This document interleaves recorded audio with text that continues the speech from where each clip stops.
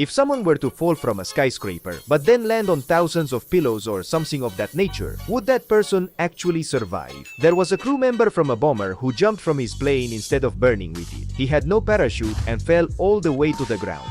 It was winter and he crash-landed in a forest. His fall was cushioned by the tree branches, eventually coming to rest in a deep snowdrift. Astonishingly, this individual managed to survive. He had some injuries, but he was still alive, from which we can infer that indeed, if you had a very deep pile of incredibly soft pillows, you would have a good chance of surviving. Oh, why do ships have circular windows? This design allows the force exerted by the ocean waves upon the windows to be distributed much more uniformly.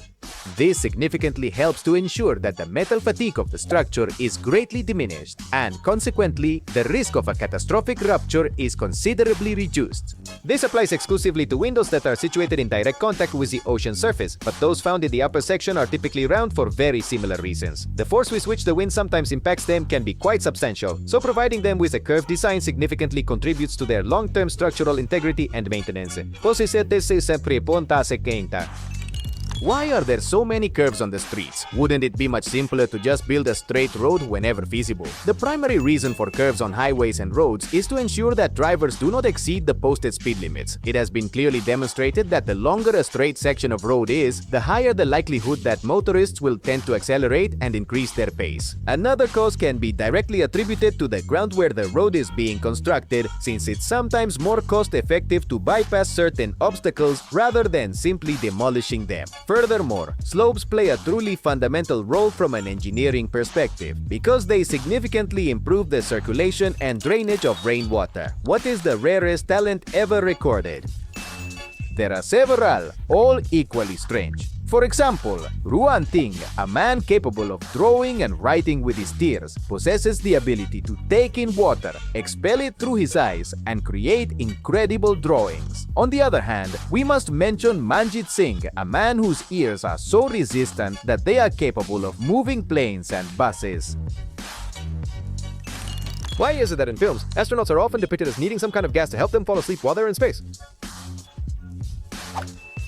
The problem with sleeping in space is that it is extremely difficult, which is why the majority of astronauts require medication to help them fall asleep. The gas shown in movies is a representation of the medications they normally ingest, because through the respiratory tract they take effect much more quickly.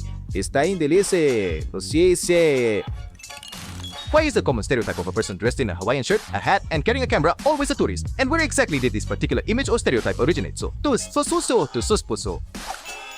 This stereotype actually dates back to the era when tourism first started to flourish in the United States. The earliest tailors observed that in Hawaii, people wore exceptionally vibrant and colorful garments. Consequently, they began creating similar designs and making them available in popular locations frequented by tourists. The camera is there because quite obviously tourists didn't have cell phones back then. The most convenient method to photograph their travels was using a camera they always kept around their neck.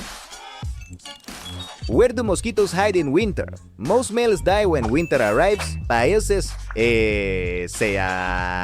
but females enter a natural process where they slow their metabolism to withstand extremely low temperatures.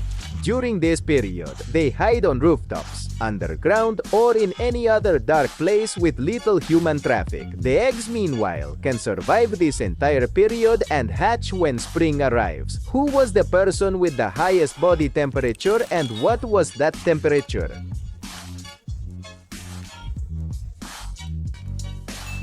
In the year 1980, a man by the name of Willie Jones went to an American hospital with a temperature of 115 degrees Fahrenheit, so he was admitted to the hospital right away and was released from the hospital 24 days later.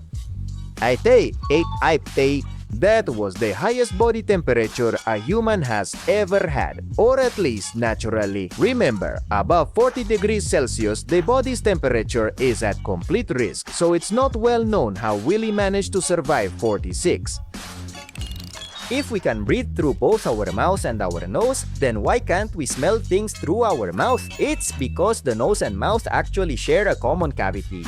This is called the pharynx, and it's where they connect, forming part of the respiratory system. But the olfactory receptor cells are found only in the nasal cavity. Perhaps with some practice, you could get the air you breathe in from your mouth to your nose, and thus perceive a bit of the smell of what you inhale through your mouth, but it won't be of much use to you, honestly. What is the largest object in the world that was built by humans?